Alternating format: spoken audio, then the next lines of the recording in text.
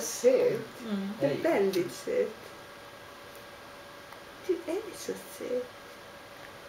Jag känner att jag för här också rinner. Mamma, hon är så söt.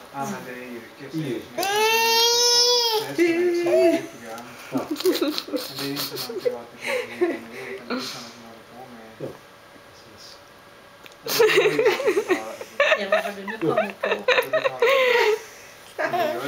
Du kan.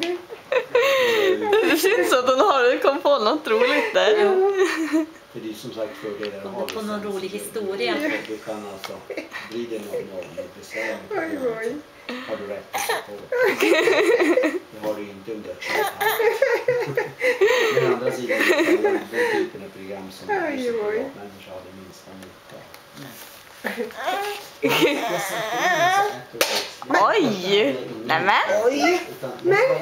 Bara kopierat ner det på hårddisken och satt in det.